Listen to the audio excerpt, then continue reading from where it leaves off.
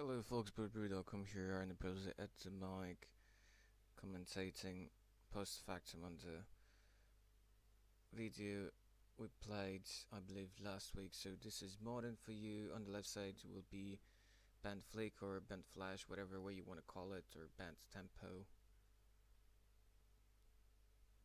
And then on the right is basically a variation on the zoo archetype. This one is probably a bit different from what you used to see. Imagine Naya Burn or Naya Zoo and taken to an extreme level in terms of the amount of one drop. So we call this one drop zoo. Basically the fastest creatures you can have for 1 mana plus all the good burns.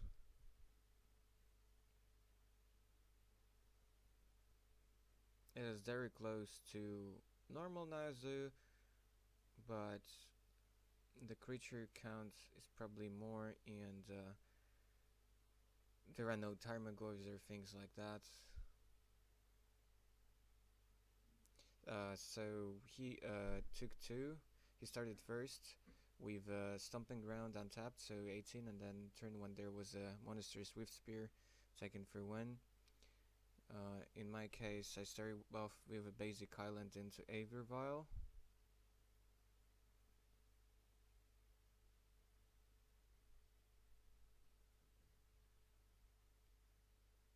Yeah, my Band Flicker deck is not fully assembled like on paper at all, but if as a result of these videos and consecutive ones, I would feel like this deck is really overperforming. I think like I might not only fully assemble it for competitive tournament play, but actually like bring it to big events, maybe even to GP level. I don't know. On the other hand, Abs and Company, I still like it very much, and there was only one time when the deck really disappointed me. Only one tournament. Boris Charm aggressively, so 4 to head, and Swift Spear attack for 2 there. So I'm under a ton of pressure and I might die very soon. He took extra 2 damage because of the Fetch land into Stomping Ground. So he already took 5 damage from his own lands. Now I'm fetching. I don't really need second blue here that much, and I don't want to like die so fast, so I fetched up a basic plains here with the Flutter Strand. Sadly I reviled just on 1, which means that my capabilities are very small. I decided to cast Serum Visions just to dig for more action, because most likely I would be still alive next turn, and if I could draw into critical mass of like Sprites, Spell Pierces, Spell Snares, just more counter magic with maybe like Familiar's Ruse or stuff like Mystic Snake, so that I would be able to counter most of his threats, at the same time my counters would be on a stake, so that means I would be able to raise him at the same time, and he's already at 15, and there is a big chance that he would take more damage of his own lands, whether it's fetch lands into mountains or just more shock lands. Here comes a fetch lands, I believe that's Bloodstained Mar. He's attacking, so not casting anything before your combat, which is a bit suspicious, but we shall see in a second what it's been up to. Okay, ball to face. That puts me already down to 9, and Swift Spear currently deals me 2. Oh, he is fine with that. But I had to stop him, like, because he thought like I was for sure taking the 2 here from Swift Spear, but now that wasn't the case. I decided that at this point I don't mind like giving him an extra land, but I just wanted to stay alive to for a bit longer, buy myself a little bit of time. Anyways, his post combat action was just casting a Cured Ape.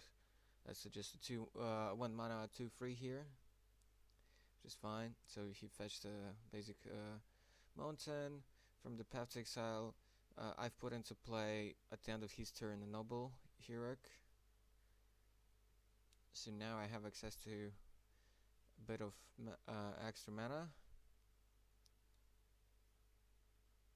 I believe I had for quite a while a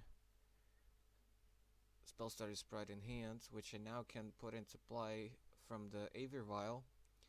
Lay down the Forest as my third land, which is a bit awkward, but this gives me access to 4 mana.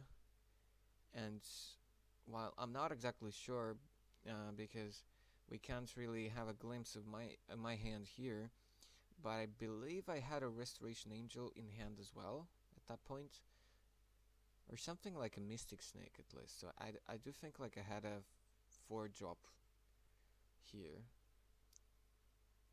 Either one of those. We would probably see it very soon. Which one was it? So he fetches Abgust down to 14.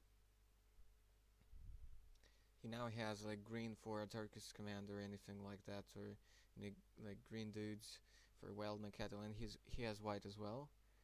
But he fetches up, I believe that's another Sacred Foundry. I suppose he just didn't have much going on in his hand. Attempts a Searing Blaze onto Noble Hierarch. Landfall is on, so that will be 3 damage plus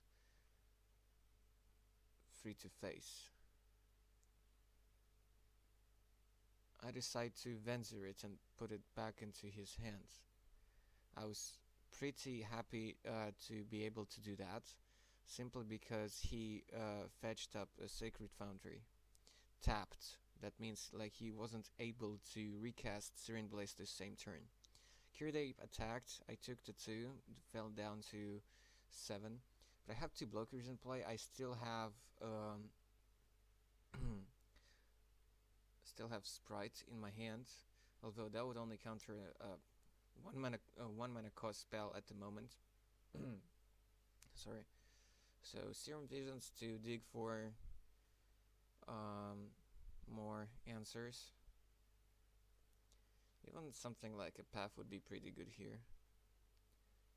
I don't think I drew anything amazing there right off the gate, and I had to really tank for a little while about the scries, because my experience with this kind of fast aggro matchups is that you can really use your life as resources because your deck is full of answers, so you can really afford to go low while you have a good stocked hand. So it's really not that rare for this kind of deck to actually win a match or a game while being down to just like 2-3 life or even just 1 life.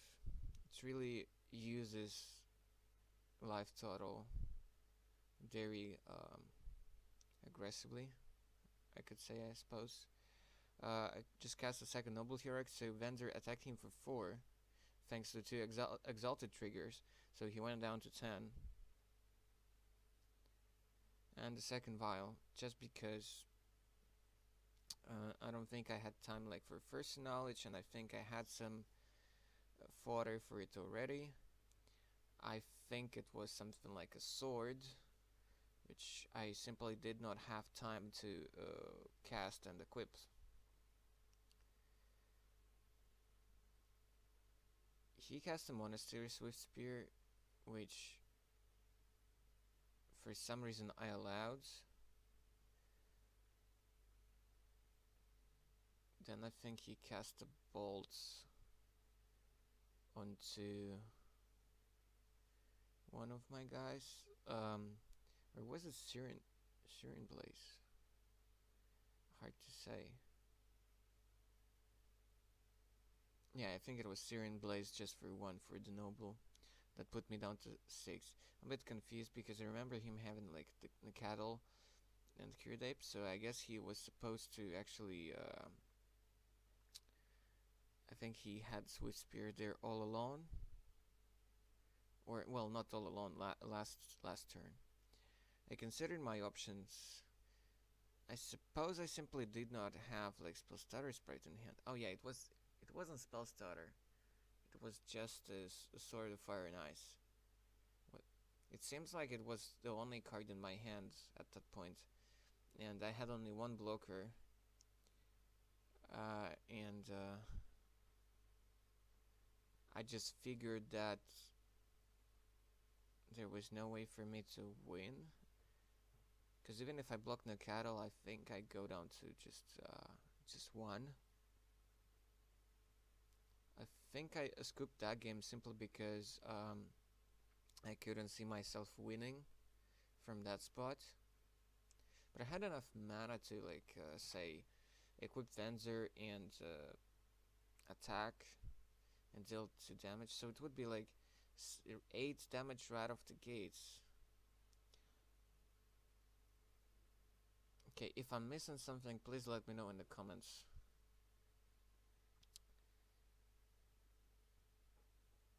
Because right now, while I'm narrating this match, which was recorded about a week ago, I cannot quite understand why I actually scooped there.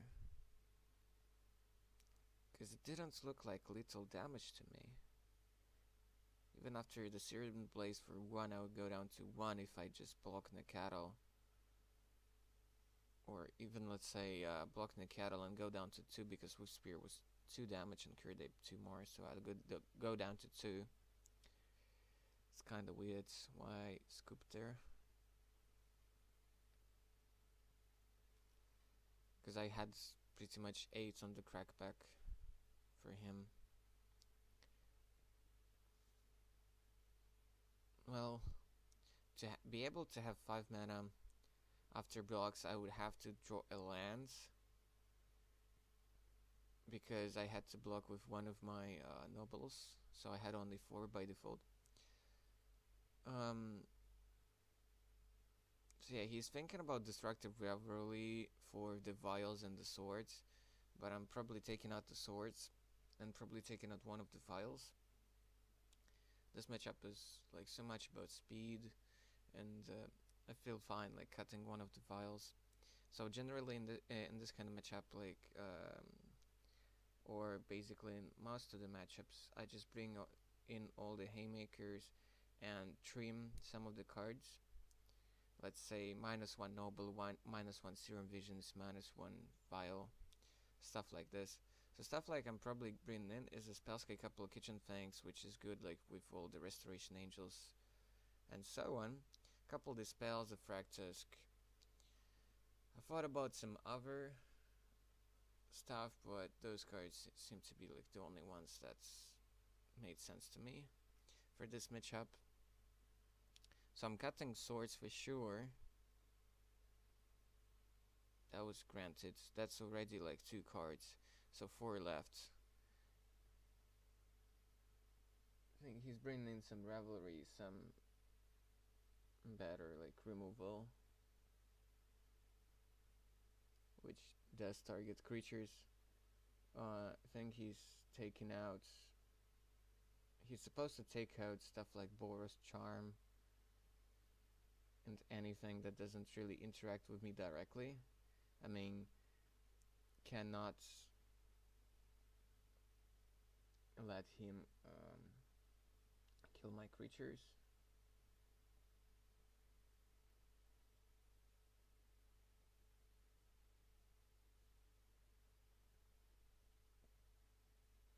It's a bit hard to see exactly what were the cards before because of the glares. Just so you guys know, don't have a studio at the moment or anything like that, and this match was recorded in the bar actually, so the lighting wasn't really a controllable variable. His sideboard is quite straightforward, nothing Super extraordinary. Oh yeah, he's bringing paths. He's bringing paths. Extra path. Um, and something else that I didn't catch a glimpse of. But we would see.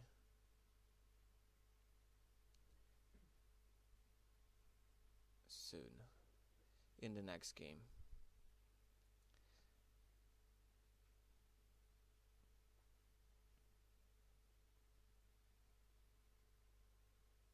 Basically the zoo deck just needs to keep me off like big creatures.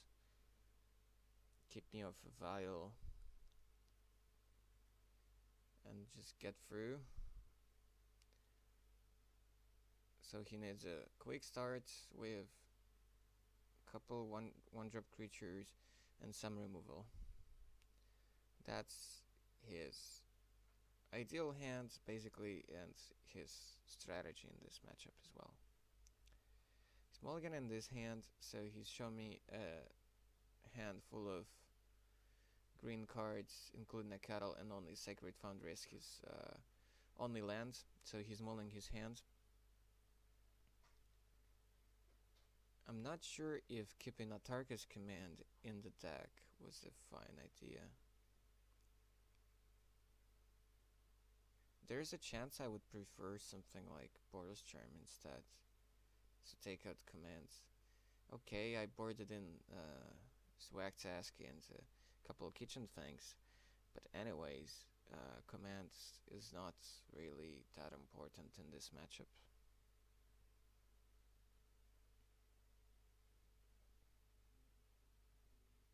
I feel like, and it doesn't really interact with me.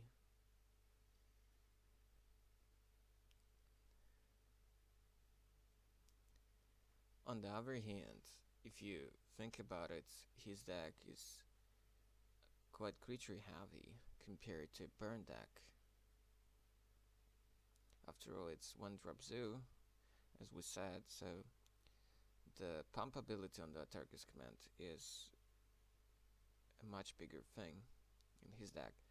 So I take two untapped Hallowed Fountain, cast Serum Visions, really ponder for quite a bit about the cards I see from the scry,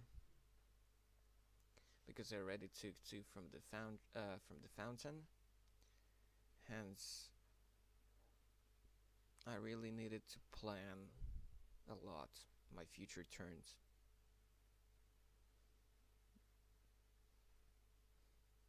Because as long as I deal with his early threats, I should be able to stabilize the game. But then again, I need to get there, and once I deal with his threats and so on, or try to negate the attacks, I have to see somehow how am I supposed to win, and normally I don't have much time. So he bolted himself, fetch into Sacred Foundry, Swift Spear attacked. I just laid up planes and passed. So I'm fine taking some damage here from the Swift Spear, and my plan is to cast a Sprite to counter his next play, unless it's a 2-drop. But in his deck, most of the stuff is 1-drops. Luckily for this deck, Chalice of the Void is not really heavily played. So he goes to attack, I'm like, okay, Lightning Bolt my face. I allowed that because I wanted to counter an next turn creature, but he passed the turn, so I don't know what I was supposed to do there. But now I was able to counter a 2-drop thanks to Motovolt, which I believe there should be up to 4 in the deck, and then I should remove cards like Flooding Grove, that's the blue-green filter. I really need to rework the mana base for this deck quite a bit. Maybe add more fast lands, probably. On the other hand, like this deck is barely touching green and it's barely touching white. And it's mostly blue, and you want as many blue sources as possible. At the same time, you want to be able to play Noble Hero on turn 1. Things like of that nature. So it's really a challenge. But Mutavault is spectacular in this deck with all the sprites and just being able to chump block sometimes and just sit on counter spells and attack with the manland. Um, he goes to attacks before he damage attempts a Tarkus command. What I do is that, of course, I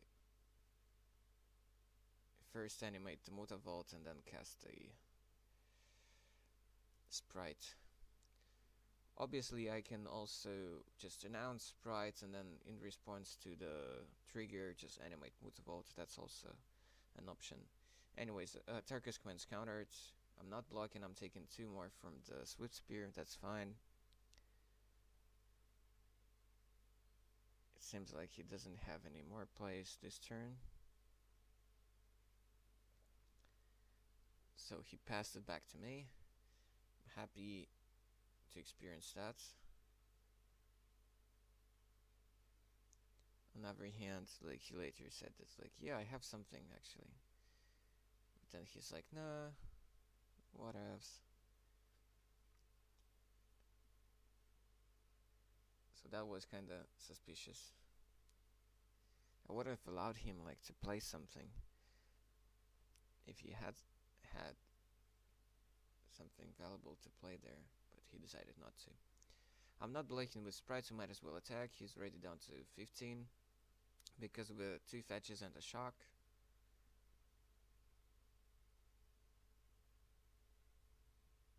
Plus this attack. I have Mutavault to block if I want to. I can try to provoke him casting some spells and maybe casting like a Path to Exile on his Swift Spear. Like animate Mutavault, block, and then if he has a spell, then just, let's say, Path his guy. I'm not sure if I had Path at this point in my hand, but I believe I felt pretty comfortable that game. Swift Spear attacks. Before damage, he proposes a Lightning Helix. Tap Fountain and a Mutavault for a second spell starter sprite. Of course, he can kill the first one to try to do stuff.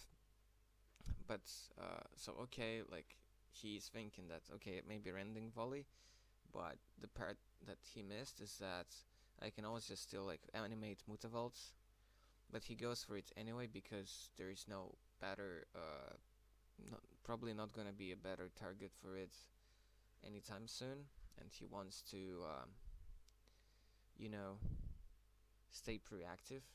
This way, there are probably not gonna be many things I could do in addition to the sprite this turn.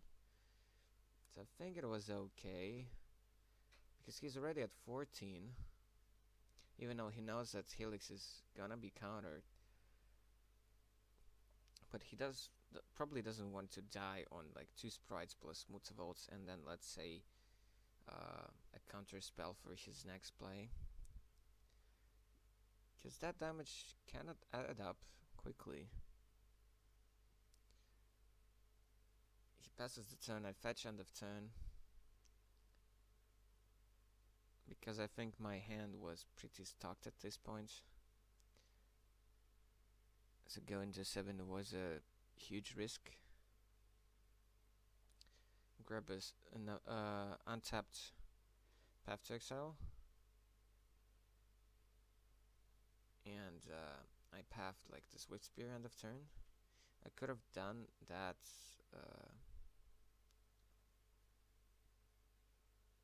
when he attacked.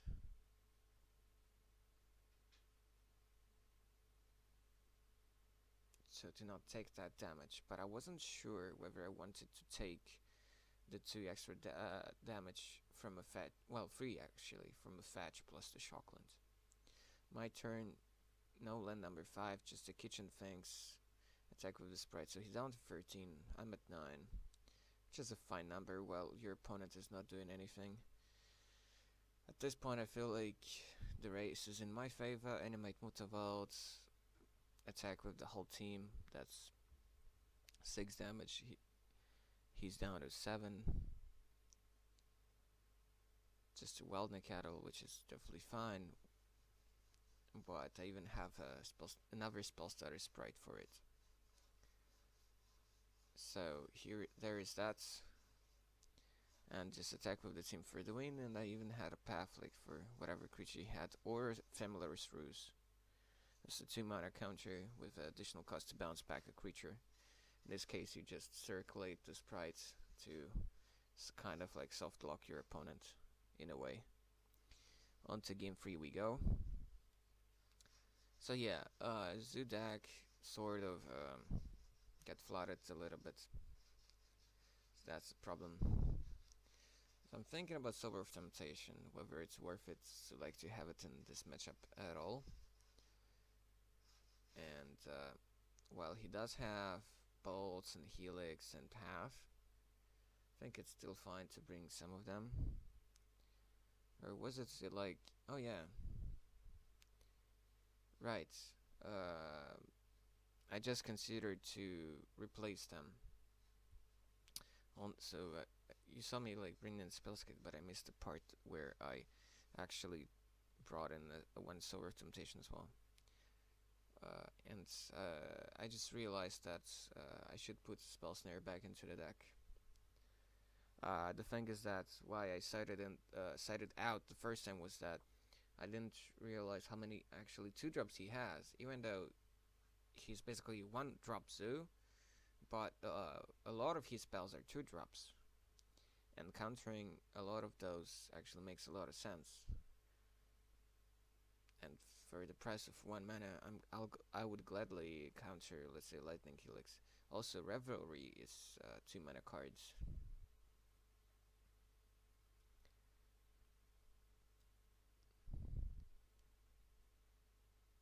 It's actually pretty weird that after sideboarding, he has like quite a few copies of Atarka's Command at Boar's turn. They're not terrible, but I think depending on the build, you probably can come up with a lot of good sideboard cards, which would be fine in this matchup. I just think that he would really benefit from having additional Searing Blazes in the sideboard, things like that. He starts, bolts himself with a fetch plus a Stomping Grounds to cast Wildnik Cattle. And I go fetch for Forest, I believe, into Noble Heroic. Don't want to take too much damage from my own lands.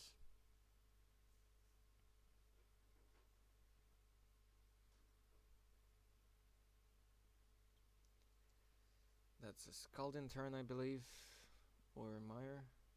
Anyway, fetch lands. Cast Swift Spear first. And then, yeah, it's untapped. Stomping Grounds. I believe that was Bolt on my guy. Oh no, Peptixo, right. Which is kinda weird, but I guess he just wanted to start to get through for more damage. It's really kinda weird to path like the Noble here, cause it doesn't really you know, deny me of mana. I really think like that was a pretty bad play there, even though he would feel like, yeah, he just doesn't care about my mana as long as he's capable of getting through. But I want to block with that Noble anyway. I don't think it was worth taking 2 damage from his own lands and spending a card this early for 1 extra damage. Probably not worth it. I think he was just too hasty and not really far-sighted. Fetches Mountain, he's down to 13 himself, and while I didn't do any damage to him. A Swift Spear. In response to that, I cracked the fetch.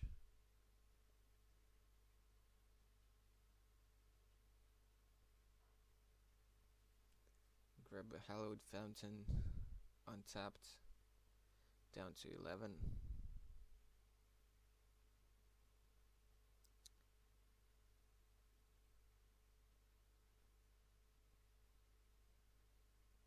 Two mana, so spell starter sprite for his Swift Spear.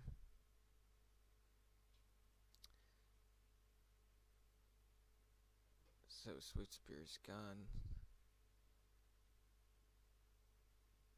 I think he decides not to fetch the lands. It might be that's like his second mountain in his hand, or he just thought that it wouldn't really matter.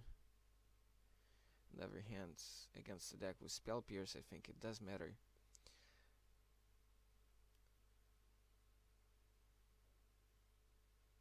Oh yeah, it's just a Swift Spear. The first one was countered, and now the path for one of his guys.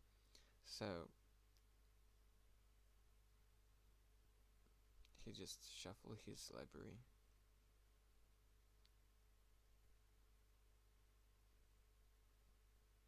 I think he just had like that basic in his hand or something. I think his deck only runs like 2 basic mountains. Simply because of like low land count and a huge amount of fetch lands.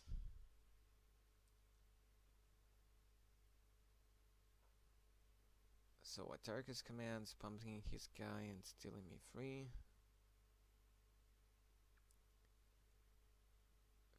I think I decided to take this all, yes, like went down to 5, which is crazy. Really crazy.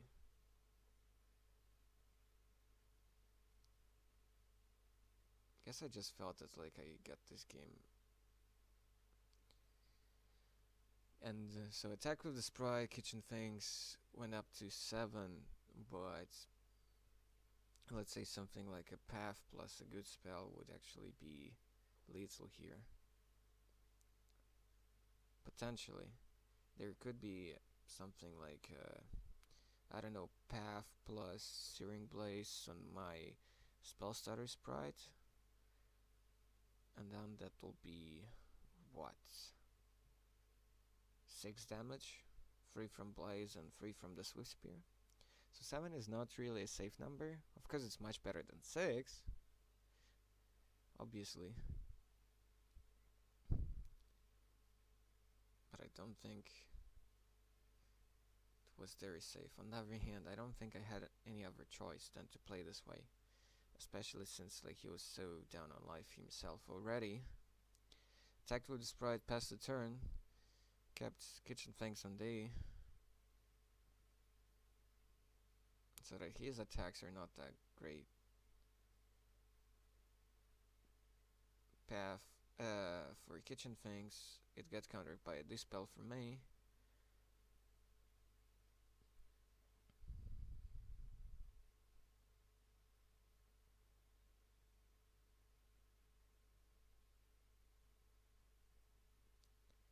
He just passed the turn, so that basically meant that he didn't have really anything good in his hands.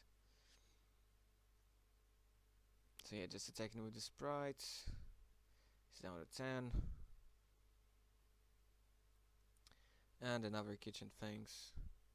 But in response to that, he casts a Turkish command, which basically just does 3 damage to me and no life gain. So got on to 4. And something like a Boros Charm will be lethal here. But instead it's a Cured Ape. And no attacks, of course.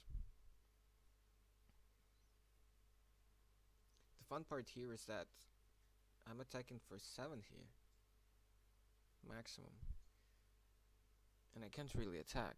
So, I don't know. On one hand, Boros Charm is so limited and it's just to face. Like, just 4 damage to head.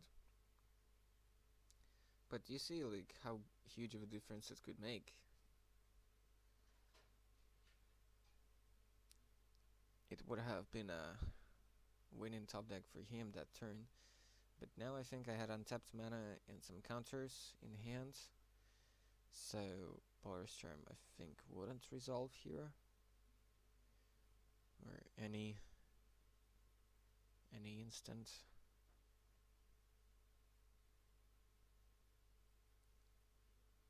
Or any instant.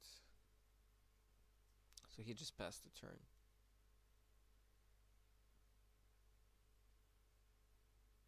I actually think I maybe should have attacked with everybody here or not. No. No, well, definitely attacking with the Sprite because it's not a great blocker, and then I still have like some dudes. Sprite dealt 2 because of the Exalted.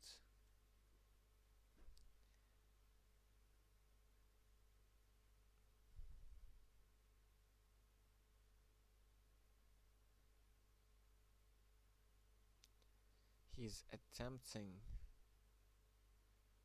Searing Blaze on my Noble. Just for 1 damage. Just 1 damage to Noble and 1 damage to me.